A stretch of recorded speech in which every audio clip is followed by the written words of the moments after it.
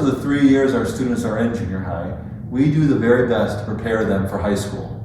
We know what it takes to be a strong performer at the high school level. And so we spend careful time in 6th, 7th, and 8th grade honing those skills and making sure our students have the content knowledge to hit the ground running and be successful during this next important stage of their life.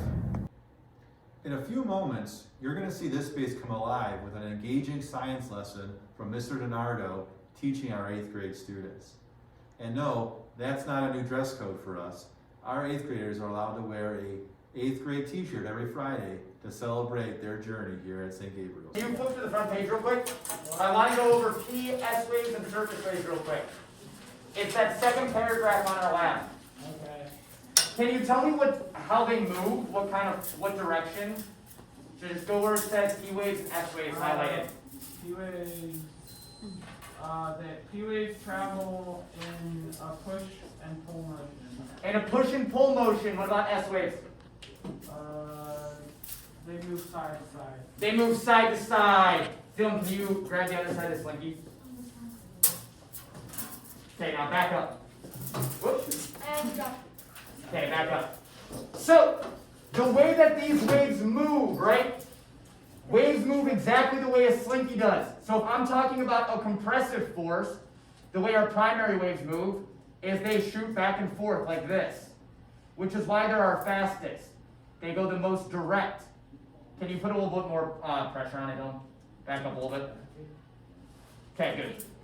Then our S waves, they're the ones that move side to side. That's why they are our second fastest. Then what about surface waves, Connor? Can you tell me which way they move? Surface wave travel on surface. Rolling motion. So they roll, so they're kind of this up and down motion. So they are our slowest, and they're the ones that we feel up at the top. Thank you, Dylan. Can you like come back? Awesome. Okay. So for the What you'll be seeing now is the Algebra 1 lesson. We are very happy to be able to offer high school algebra here in our 8th grade. And you'll also see our 6th grade exploring a hands-on activity that focuses around sarcophagi and that tradition in the Egyptian culture. 2 wonderful lessons by 2 outstanding teachers. This before, they love putting these scatter plots on the math test. These are called scatter plots.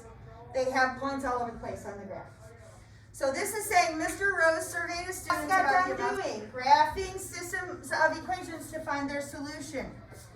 So it says the graph of a system of equations is shown on the coordinate plane. What is the solution of the system of equations? Ryan, what'd you get, and tell me how you got it? I had a -4, 2. Okay, and how do you know that?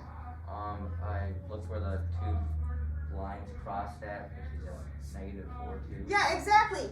Remember last week we were doing graphing systems of equations to find their solution. We graphed 2 lines on the same graph. You guys used usually different colors. And where they cross is their solution. So all you had to do here, very simply, find out where they cross. So they're crossing right here, which is at -4, 2. Perfect. Okay. You're going to take your cup, you got to break it up just a tad, and you're going to start to bring it up. So then, Okay. I saw when it comes out, here's what your apple's going to look like. Alright, so you can weigh it, write down your post weight. David, you can do the same thing, start breaking it up and get your apple out. In our burial linens, there you go. Now that's what a mummified apple really So boys, why do you think your apple looks like this? What is the salt doing to it? Taking out the moisture, very good. So how does, what? What do you think that yellow is? The moisture, it sucks out the apple juice. So that's exactly what happens to the bodies when they do the same thing. So do you remember why did they preserve the body? What did they think would happen in the afterlife?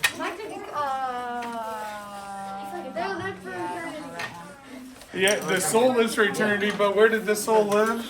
In the body. So if the body would rot away, then the soul wouldn't have something to live in. So that's why they preserved it, right? Very good. Yeah, so you can start wrapping it up. And then we'll put those in our sarcophagus. I never thought I would be mummifying an apple. Very good.